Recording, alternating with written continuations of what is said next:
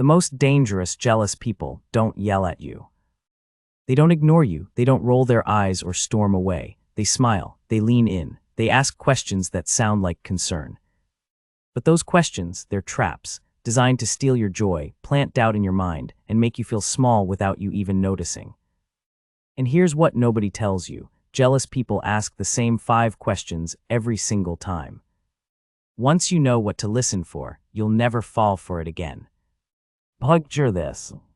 You just got something you've been working toward. New job, new relationship, new confidence, something that makes you genuinely happy. You're excited, finally. After all the work, the waiting, the doubt, you're winning. Then someone close to you, a friend, a family member, a colleague, walks up. They smile, and they ask a question that sounds innocent but lands heavy. How did you afford that?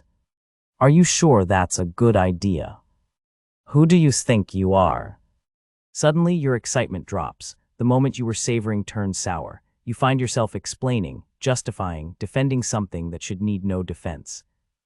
And here's the worst part. You don't even realize what just happened. The silent erosion. Jealousy doesn't announce itself. It doesn't wear a villain's mask. It operates in the gray space between support and sabotage, disguised as concern, curiosity, or just being honest. You think they're looking out for you, warning you, asking reasonable questions, but something feels off. Your chest tightens, your joy dims, and you can't quite articulate why. That discomfort, that's your instinct recognizing what your conscious mind hasn't named yet: covert hostility. Jealous people have perfected the art of making you feel bad while maintaining plausible deniability. They can wound you with a smile and claim they were just asking. And the really insidious part, you start policing your own joy, downplaying your wins, hiding your happiness, making yourself smaller so they feel more comfortable. Why this matters? You've probably been on the receiving end of these questions more times than you realize, and each time they took a little piece of your confidence, your excitement, your right to celebrate without permission. Over time, this creates a pattern. You stop sharing good news, stop celebrating wins, stop allowing yourself to feel fully happy about anything. Because somewhere in your subconscious, you've learned that joy comes with a price, interrogation disguised as care. But here's what changes everything. Once you understand the pattern, once you can name what's happening, these questions lose their power. You'll see the trap before you fall into it. You'll protect your happiness like never before. So what's actually happening here? Why do jealous people ask questions instead of just admitting they're uncomfortable? The psychology of covert jealousy. Overt jealousy is easy to spot. Someone glares at you, talks behind your back, makes openly hostile comments. You know where you stand.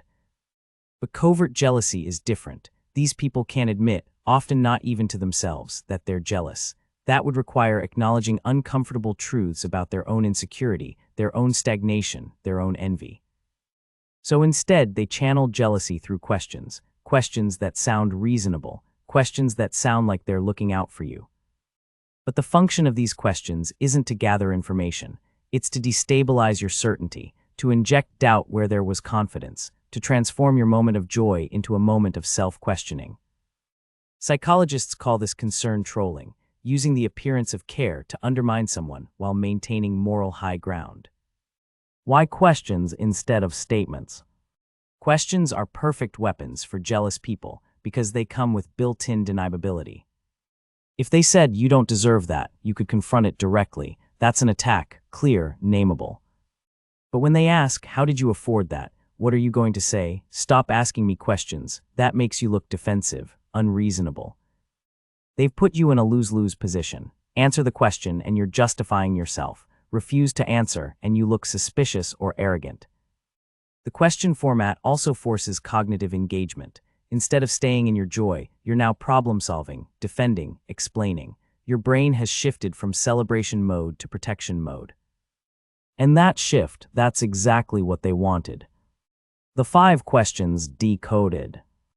Let me break down the 5 questions jealous people always ask, what they really mean, and why they work. Question 1, how did you afford that? What it sounds like: innocent curiosity, interest in your financial strategy. What it actually means: I don't think you should have this. I'm uncomfortable that you have something I don't. I need to find a way to diminish this achievement. Why it works, it immediately shifts focus from your joy to your justification, from celebration to defense. It implies that owning this thing requires explanation, that there's something suspicious or questionable about your having it. The moment you start explaining, "It was on sale," or "I've been saving," you've downplayed your win, you've made yourself smaller, and they feel better. Question 2, are you sure that's a good idea? What it sounds like: concern for your well-being, protective caution. What it actually means: your growth makes me uncomfortable because it highlights my own stagnation. I need you to stay small so I don't feel left behind. Why it works, it plants doubt, seeds fear, takes your forward momentum and introduces hesitation. Your excitement becomes anxiety, your confidence becomes uncertainty. Notice they didn't ask about your plan, didn't offer to help, didn't say they believe in you. They went straight to doubt. Question 3, who do you think you are? What it sounds like: this one doesn't even try to sound nice. What it actually means: you're not allowed to change. You're supposed to stay the same version of yourself that I'm comfortable with. Your growth threatens me. Why it works, it weaponizes your past self against your present self. It makes growth feel like betrayal, like you're doing something wrong by becoming more confident, more successful, more yourself. Question 4, isn't that a little much? What it sounds like: friendly reality check, keeping you grounded. What it actually means: your joy is too loud, your light is too bright, it makes me look at my own dimness and I don't like what I see. Why it works, it makes you feel guilty for being happy, for celebrating, for shining. It suggests that happiness above a certain threshold is inappropriate, excessive, something to apologize for. Question 5, did someone help you with that? What it sounds like: interest in your support system, acknowledgement that success is collaborative. What it actually means: I can't accept that you're capable of this. I need to attribute your success to someone else so I don't have to confront your competence. Why it works, it erases you, takes your achievement and hands credit to a phantom helper, plants the seed that maybe you didn't really earn this, maybe you don't deserve the recognition. The underlying pattern. All 5 questions share a common structure. They take something you're happy about and introduce a narrative of insufficiency. You're not smart enough to make good decisions. You're not capable enough to have done this alone. You're not deserving enough to have nice things. You're too much or not enough, but never exactly right.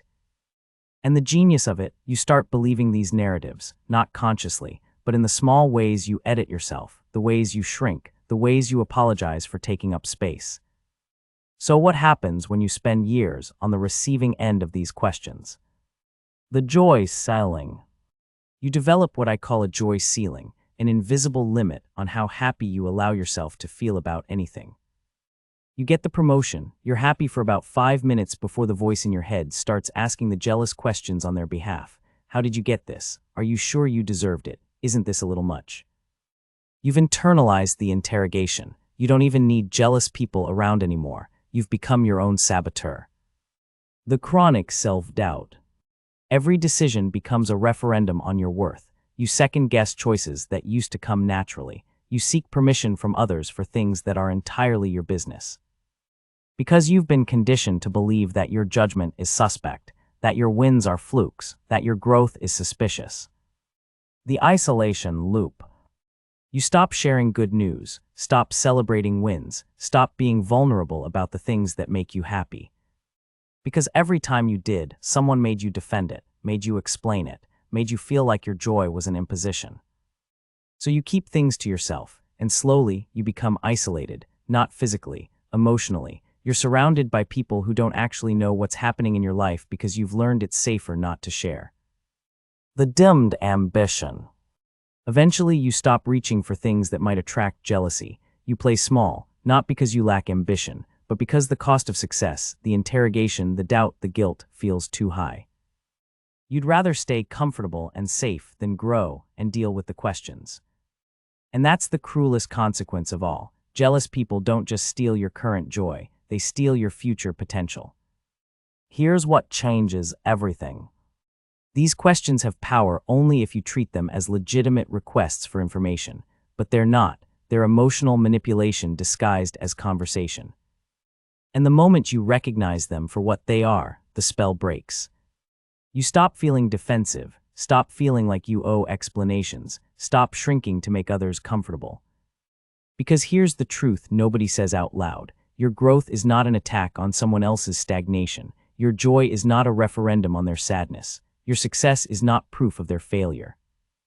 But jealous people experience it that way. Your win feels like their loss. Your happiness reminds them of their own unhappiness. Your forward movement highlights their stuckness.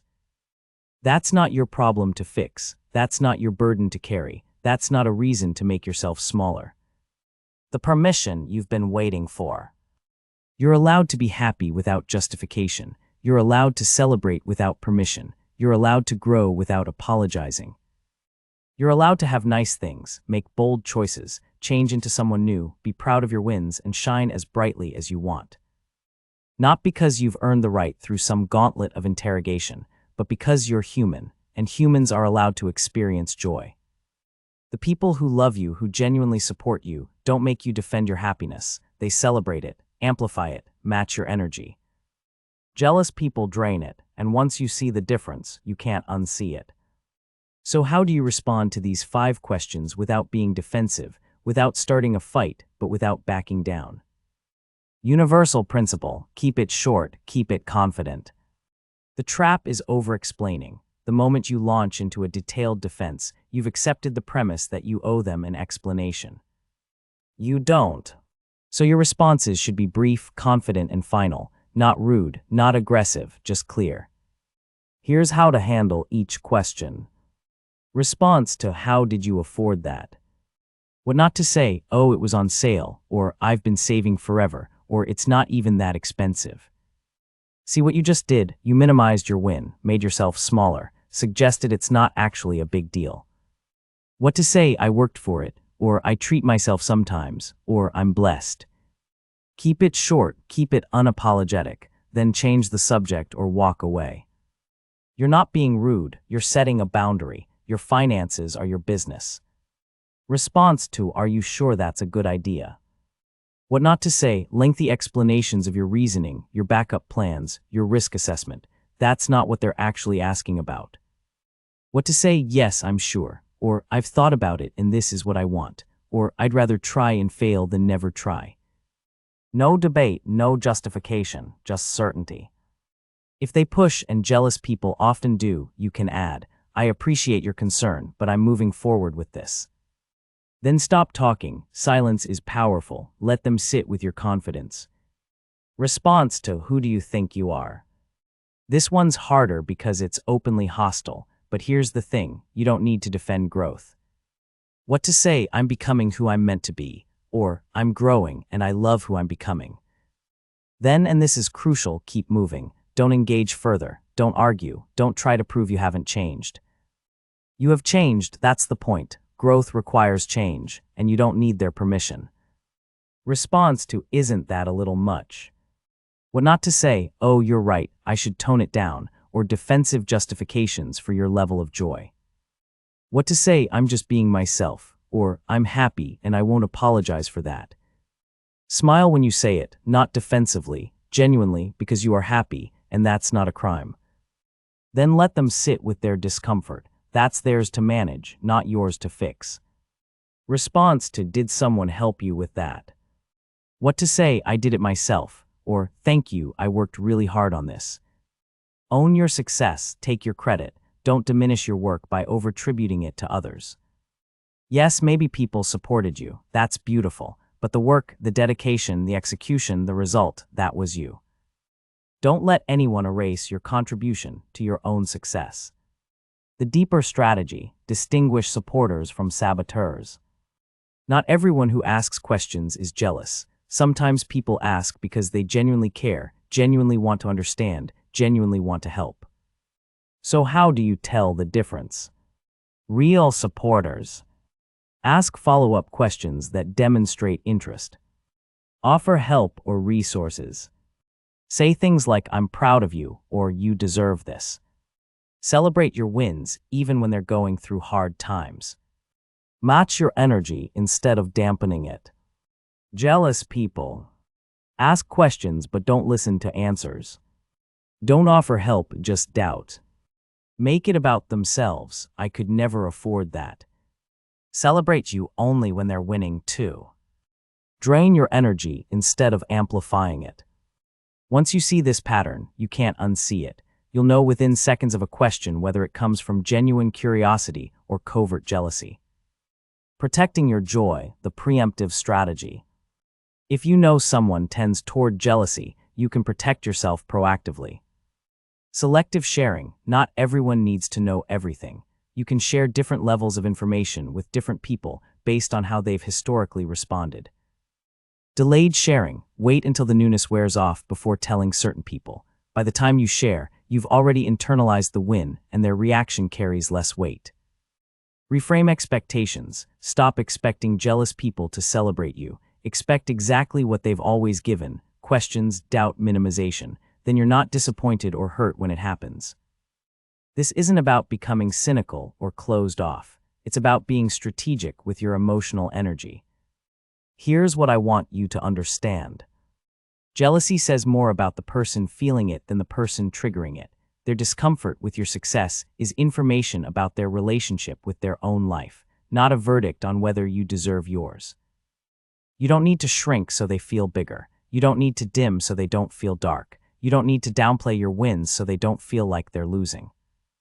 Your success is not an attack on them, but they experience it that way, and that's on them to process, not on you to prevent. The cost of accommodation. For years, you've been managing other people's jealousy by making yourself smaller, hiding your wins, minimizing your joy, apologizing for growth.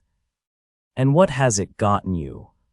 Relationships built on your smallness, friendships that require you to dim your light, connections that only work when you're not doing too well. Those aren't real relationships. Those are arrangements, contracts that keep you limited in exchange for someone else's comfort. Real relationships can hold your growth. Real friends celebrate when you level up. Real supporters turn up with you instead of telling you to tone it down. The people who need you small to feel big, they're not your people. The gift of jealousy. Ironically, jealous people are giving you valuable information. They're showing you who can't handle your growth, who isn't equipped to celebrate your wins, who needs you stuck to feel comfortable. That's not cruelty on their part. It's just capacity. Some people don't have the emotional bandwidth to be genuinely happy for you. They're too busy managing their own pain, their own envy, their own sense of being left behind. You can have compassion for that without making yourself smaller to accommodate it. You can understand why they feel threatened without changing your trajectory to make them feel safe. You can wish them well from a distance while continuing to grow, shine, and win. Your next move. The next time someone asks one of these 5 questions, pause, take a breath, and ask yourself, is this person celebrating me or trying to stop me? If they're celebrating, if the question comes from genuine curiosity or care, engage fully. Share, explain, let them into your joy. But if you sense that familiar tightening in your chest, that subtle dimming of your excitement, that feeling of being on trial, that's your signal.